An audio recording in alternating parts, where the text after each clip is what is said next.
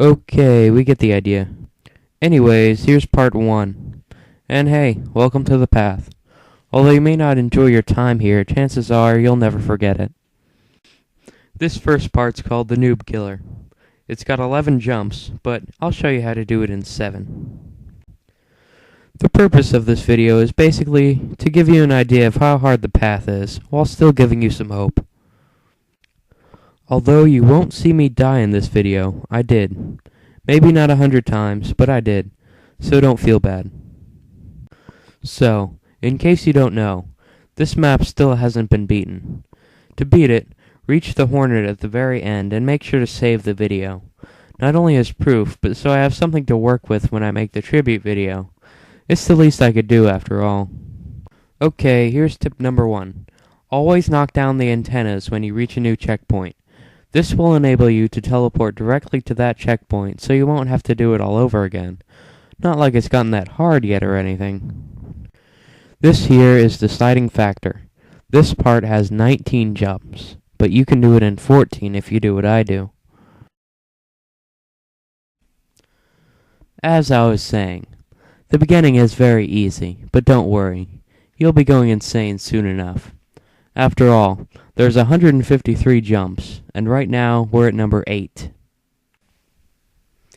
The beginning of part 2 is significantly more difficult than many people expect, so be prepared.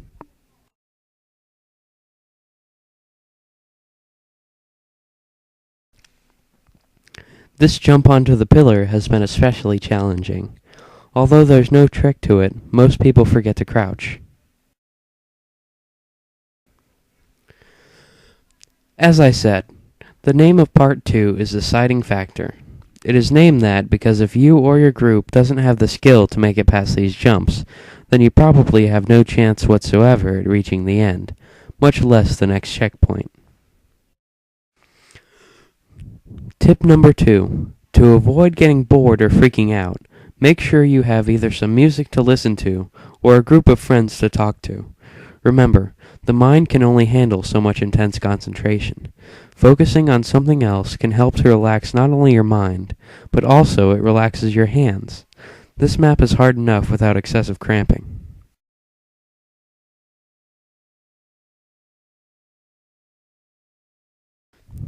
Once I finish knocking this antenna over, we'll be entering part 3, Triangular Doom.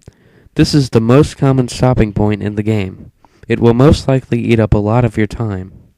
I suggest practicing this section the most if you intend to reach the next checkpoint with your time intact. It has a total of 32 jumps, but if you follow my method, you can reach the end in just 20. Also, I might add, this section is still the most difficult part for me. On average, it takes me at least 3 tries. Even with the shortcuts I will show you, this part is intensely difficult. If you intend to try the Path World 2 in the future, you should know, these types of jumps with tiny landing areas are going to be commonplace in that map. Just be thankful it's not released yet. About this map, I'm sure this is not the most difficult map of its type, but as any sensible human being can understand, you don't play these maps just because it's hard. You play them to have fun. And to those of you who would criticize the lack of difficulty, although hard to imagine it may be, this map would be made nearly impossible by simply removing the checkpoints. So do so if you wish, though if you're looking for that kind of challenge, I suggest making your own map. Now that that's out of the way, this shortcut you're about to see is entirely legal. You can thank I'm gonna kill for this one. It is the single most efficient shortcut I know, and please note that any shortcut using a grav lift, or any shortcut that skips more jumps than this, will be considered illegal until further notice, which means you get no credit even if you reach the end. But don't worry, you will know when you're cheating. Tip number 3. Choose the people you play with carefully. You can easily kill someone just by a melee to the back, and chances are, if one of your teammates gets bored, they're going to start killing the people who might actually have a chance to make it to the end.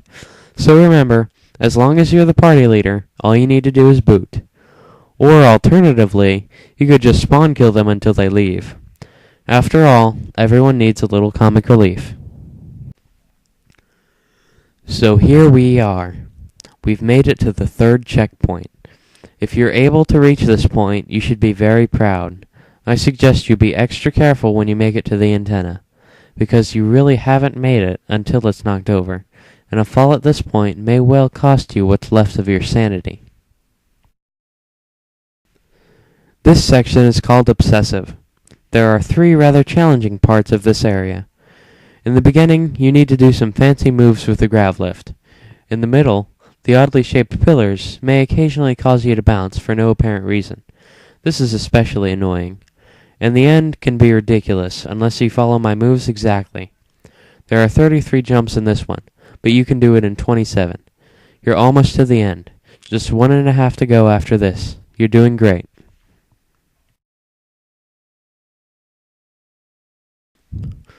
Watch this first part very closely. Many people get confused here. You have to throw a total of 3 grav lifts to reach the next area. Otherwise, it is just too difficult or impossible to get across.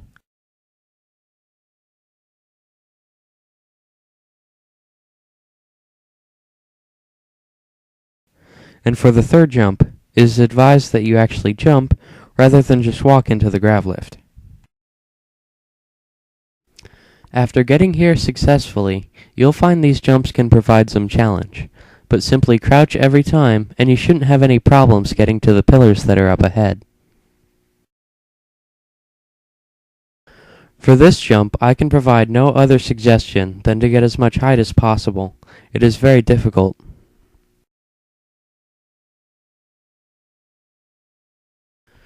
The strategy for these oddly shaped pillars is that you must try to land somewhere flat, so that if you bounce, you can recover safely. And for when the high end is pointed away, you need to land on the short part and still be holding forward.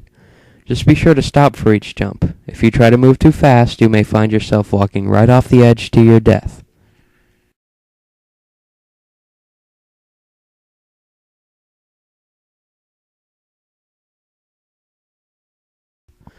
Be careful once you reach the top. This jump must be very precise. Luckily, you don't have to worry about overshooting it. Just line up, don't crouch, and take a leap of faith. Once you land, be sure to look down and carefully right yourself. Now look for the easiest and longest jumps you can make and find your way to the next checkpoint.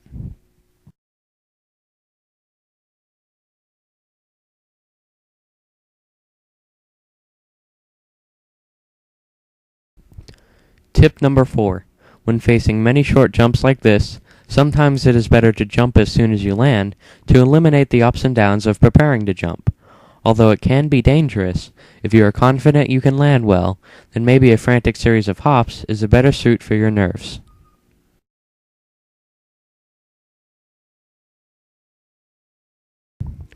Assuming you knock down the antenna, you have made it to part 5 called Neverland. There are 48 jumps here, but you can make it in 37. Even with my help, this section is going to be hard, as it is the last complete series of jumps you will have to make before the Hornet. The last jump can be very annoying, but I'll address that when we get to it. Tip number 5. At this point, time will become a major factor in your success. Getting to the end will take at least 5 minutes, and each failed attempt at this point will cost you up to 3 minutes. Assuming you all aren't superhuman, I would allow at least 20 minutes to reach the end, and 35 would be much safer. But remember, even if the time expires, you or your group will have gained valuable experience for your next attempt.